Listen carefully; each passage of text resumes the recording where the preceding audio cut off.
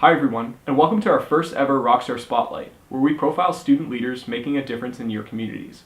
My name is Mark Krzdalski, and I'm the frontman of Rockstar Cafe, a fully sustainable community cafe starting up in Waterloo, Ontario. It's a place where students can openly interact with like-minded people, discover passions, and co-create together. We're joined today by three awesome rock stars out of Cambridge, Ontario: Brad Golding, Teddy Nikolov, and Tibor Kovacs. Together they founded an organization called H.E.L.P, which is a non-profit that makes a difference in the lives of the homeless in Kitchener-Waterloo. Hope you enjoy. We're here with Brad Golding, Teddy Nikolov, and Tibor Kovacs from the H.E.L.P team. Tell me a little bit about your story and how you guys kind of got started and what is H.E.L.P? So basically we started in Future Forms class in grade 10. The project that our civics teacher gave us was to creatively make a difference in our community.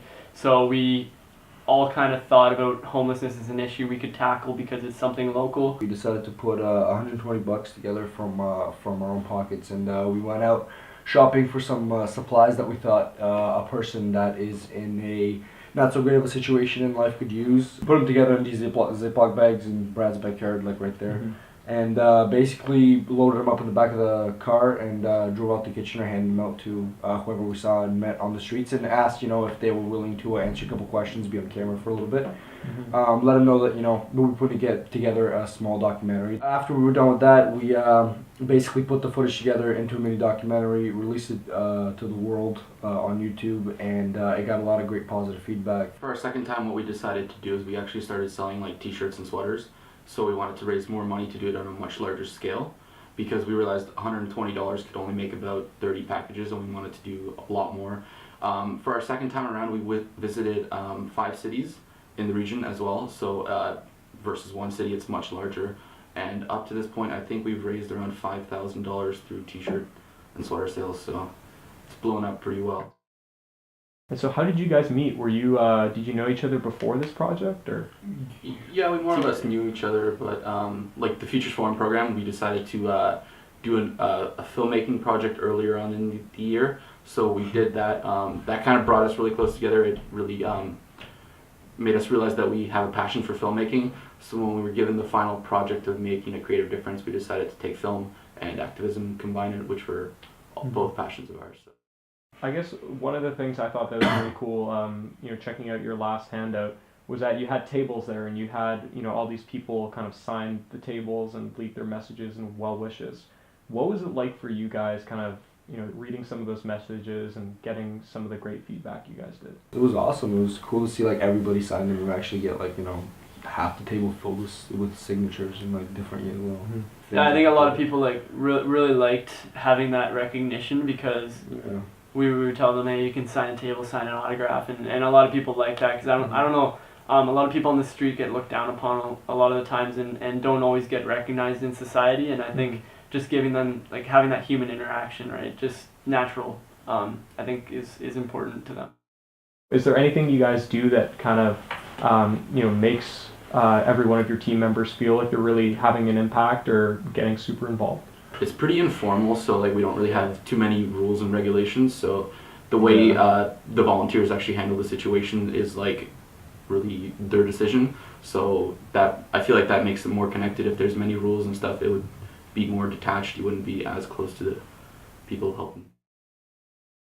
How have you guys grown as individuals and as a team throughout this whole project? We've been mentored by, I think I mentioned earlier, Lucas Rowe. He's been really important to us in our growth, and he's shown us some great productivity skills, as well as to remain educated on the issue you're working at, spreadsheets, stuff like that, recording metrics like you mentioned. So that kind of stuff is organization has really improved from my perspective. Basically, to always sort of have a goal set in front of you, and to never sort of lose sight of that goal. From that spends productivity, like time management, recording, just like Brad mentioned, communication skills, social network building. So it'd probably be that. That's the biggest lesson that I've gotten out of it, and it continues to solidify itself as importance. For me, it's probably been confidence, actually. I used to be a really shy person, and I did not like public speaking at all. But through speaking at the TEDx events, the various speaking engagements we've had, I've actually been able to build my public speaking skills, I guess. And also it's given me the confidence to just like kind of follow your dreams more or less, and like it's okay to start small, because really we just started as a school project and now look where we are, getting interviewed for Rockstar Cafe. On your Rockstar profiles, you know, one of the big things, our values are, you know, with a little heart, soul, brains, and courage, you know, you can change communities and unite people. And I think you guys really embody that. But, you know, Brad said you were the heart, and, you know, you two guys said you're the courage. Yeah. And so, you know, what's the team dynamic between you guys? He's amazing at like connecting with people, like being laid back in that sense. I guess I'm probably the organized one of the group, and like getting some of the behind the scenes work done and stuff like that. And Tibor's the glue. Yeah. I have a tendency to think pretty big and I guess creatively. Yeah, so the idea development and stuff like that.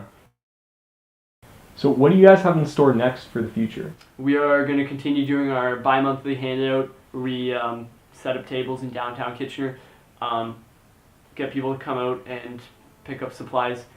We will maybe potentially be expanding to other cities as well, depending on how things continue to go.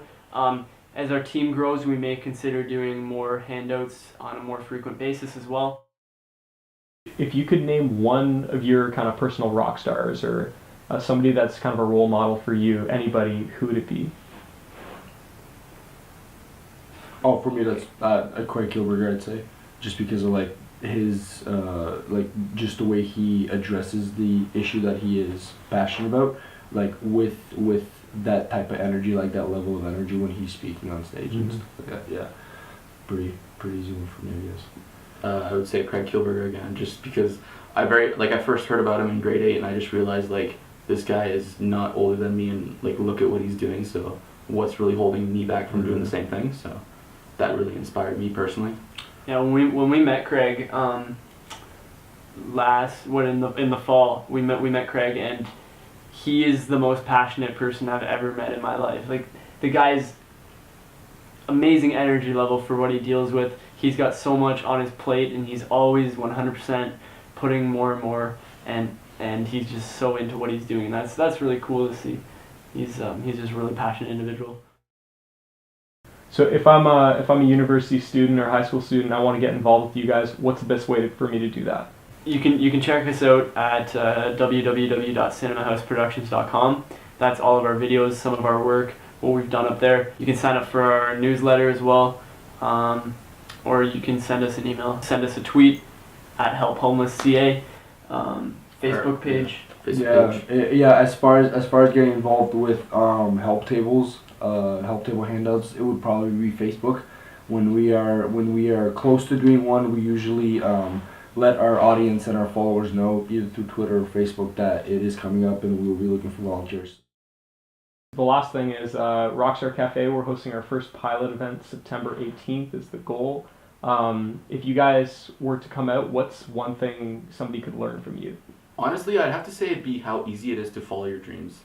Like just like our STEP program, just being able to create like short steps that will get us from one point to another without like starting an organization and then the next day looking for like an office space, for example. Like there's hundreds, probably thousands of steps in between going from your organization to your office space, just to like build that credibility. The other thing is every major organization really did start small, so it's okay to start small. You don't really have to go big like right away, you know. Mm-hmm. Yeah. Things take time. Awesome. So we have Brad, Teddy, Tibor, H.E.L.P, Homelessness Everywhere Lacking Publicity. Like them on Facebook, follow them on Twitter, and check out cinemahouseproductions.com. Thanks a lot, guys. Thank you, Mark.